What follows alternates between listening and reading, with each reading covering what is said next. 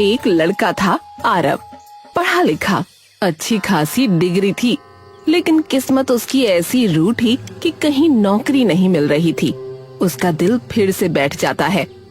लगता है ये डिग्री मैंने बस समोसा रखकर इस पे खाने के लिए ली है, क्योंकि इसका कोई फायदा तो है नहीं। अरे ऐसा मत बोल बेटा, मिल जाएगी नौकरी।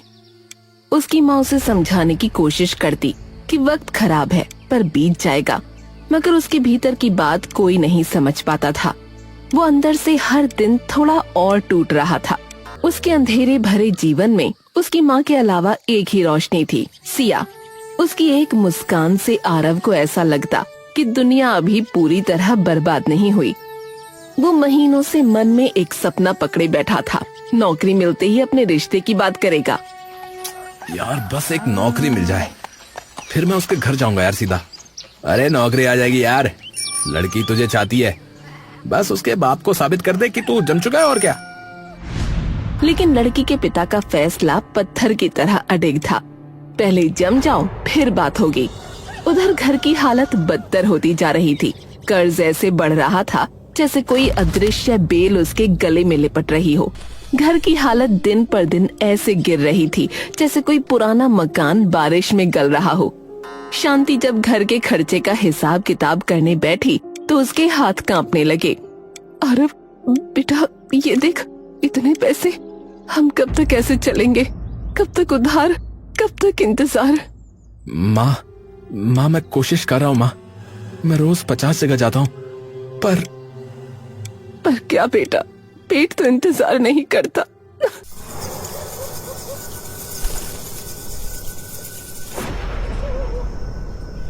उस रात आरव करवटें बदलता रहा, पूरी रात सोचता रहा और फिर सुबह होने से पहले उसने एक फैसला कर लिया। ऐसा फैसला जो उसने कभी कल्पना में भी नहीं सोचा था। चाहे कितनी भी शर्म आए, मैं चाय की टपरी खोल लूंगा। पैसा कमाना है अब, चाहे जैसे भी आए।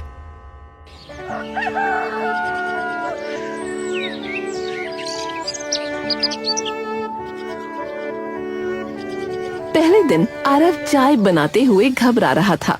उसे लग रहा था जैसे कोई उसे पीछे से देख रहा है, उसका मजाक उड़ा रहा है। पर धीरे धीरे कुछ ग्राहक आने लगे। चाय की महक गली में फैलने लगी। ओहो, ये चाय तो लाजवाब है भाई, बढ़िया बनाई है। सच में? हाँ भाई बिल्कुल, ऐसी बनाते रहो तो टपरी चल पड़ेगी। यहाँ कितने हो गए? शाम ढल रही थी।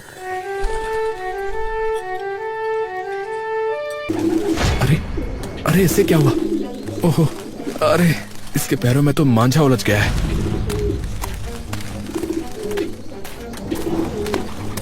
आरव ने फटाफट कबूतर को पकड़ा और उसे इस परेशानी से आजाद किया। कबूतर पंख फड़फड़ाता हुआ उड़ गया।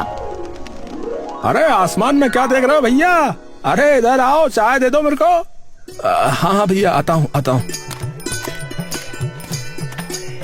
दिन उसने ठान लिया कि वो अब सिया का हाथ मांगने जाएगा।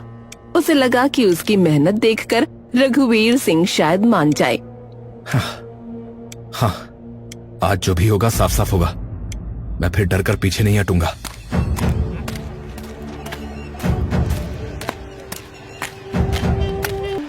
वो सिया के घर पहुंचा।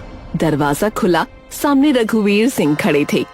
नमस्ते अंकल, मैं वो आपसे। हमें पता है तुम किस लिए आए हो। अंकल मैं मेहनत करके चाय बेचते हो क्या? मेरी बेटी को टपरी पर बैठा कर रखोगे? दुनिया में 1000 लड़के हैं नौकरी वाले, कमाने वाले, और तुम चाय बेचने वाला बनकर रिश्ता मांगने आए हो। निकल जाओ यहां से सीधे। आरव ने कोई जवाब नहीं दिया और सर झुकाकर वापस चल पड़ा। वो वापस टपरी पर आ गया। तभी सिया उसके पास आई।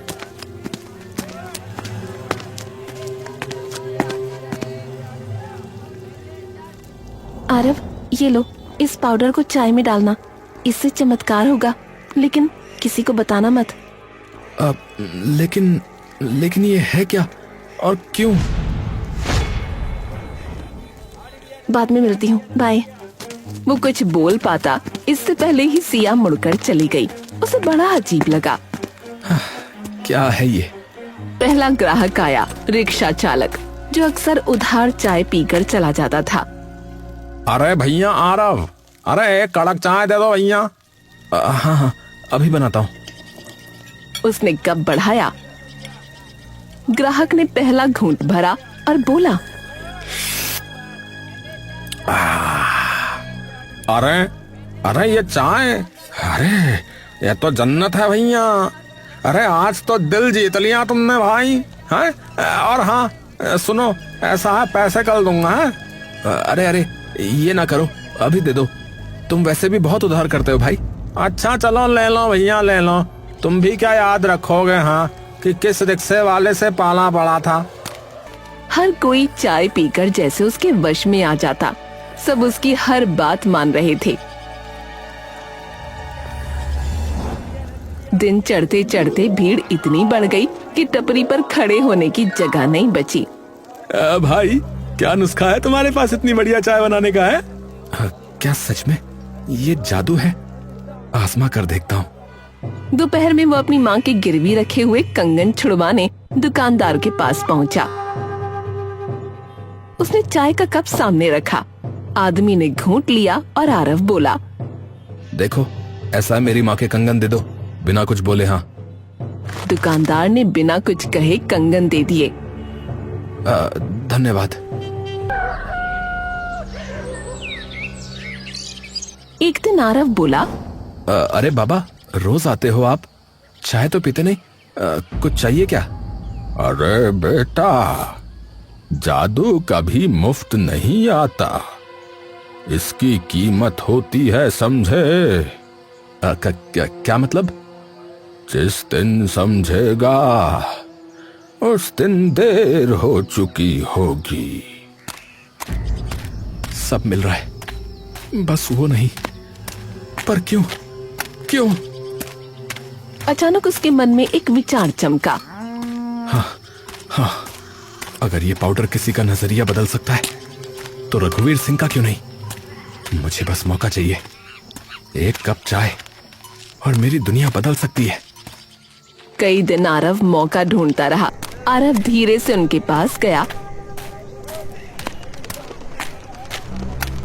अंकल, मेरे हाथ की चाय पीजिए एक बार। अरे मैंने मना किया था ना। अरे पीकर तो देखिए ना, पी के तो देखिए। अरे चल हट। अरे ले लो रघुवीर, लड़का इतना कह रहा है तो ले लो एक बार, मन रख लो उसका भी। ठीक है, दे इधर। रघुवीर ने कप उठाया। आरव का दिल मानो उसकी पसलियों से बाहर निकलने को था। कैसी है अंकल? अजीब है पर अच्छी है। अच्छा, तो इसी बात पर क्या मैं आपकी बेटी से शादी कर सकता हूँ? हाँ, क्यों नहीं। वो भी तुमसे प्यार करती है और तुम मुझसे, तो मुझे क्या दिक्कत होगी भाई। आरव के कानों को जैसे यकीन ही नहीं हुआ। वो पलकें झपकाता रहा। रघुवीर की आवाज कानों में किसी सपने की तरह गूंजती रही। क्या इतना आसान था? क्या जादू सच में इतना बड़ा है?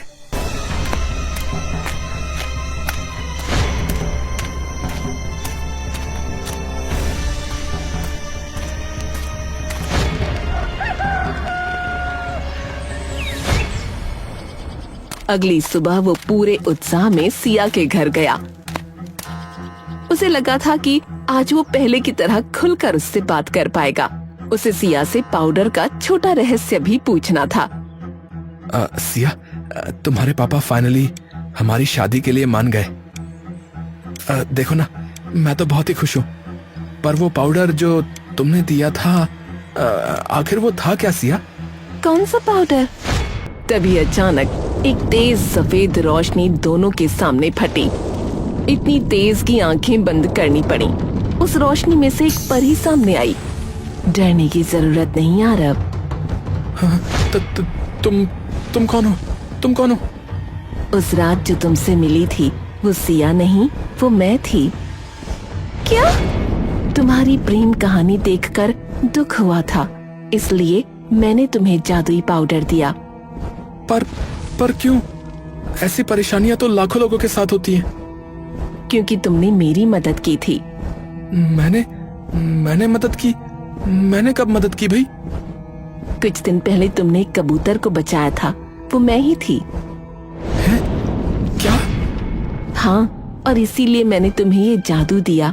लेकिन याद रखना, जादू का इस्तेमाल कभी लालच के लिए मत करना। आपने मेरे लिए इतना कुछ किया है, मैं आपको चाय तो पिला ही सकता हूँ, मेरे पास इसके सिवा है ही क्या? परी को समझ नहीं आया। वो इंसानों जैसी ही सहजता से कप उठा लेती है। उसने विश्वास कर लिया था कि आरव एक अच्छा और सच्चा इंसान है। उसने घूंट लिया और अगले ही पल इस पाउडर का असर उस पर भी हो गया। और फिर आरव बोला, अपनी सारी शक्तियां मुझे दे दो। ये तुम क्या कह रहे हो आरव? चुप रहो तुम, बस जो काय करो अभी। परी का चेहरा सख्त हो गया। वो कोशिश करती है विरोध करने की, लेकिन कर नहीं पाती। उसके पंखों से एक रोशनी निकली और आरव की छाती में समा गई। परी जमीन पर गिर पड़ी। सिया ये सब देखकर जैसे पत्थर की मूर्ति बन गई। आरव, तुमने ये क्या कर दिया? तुम्हारे पास जो भी था मेहनत से था, फिर ये लालच क्यों? अरे जब सब मिल सकता है तो थोड़ा क्यों लेना सिया, पूरा लेना सीखो। सिया समझ गई, ये आरव वो आरव नहीं रहा जिस पर वो दिल से भरोसा करती थी। तुम्हारी पास माँ थी, मैं थी, तुम्हारी मेहनत थी, फिर भी तुम और चाहते रहे। तुम्हें क्या कमी है? इसकी कमी थी और बहुत कुछ कर सकता हूँ। और अगले ही दिन बारात लेकर सिया के घर जा पहुंचा।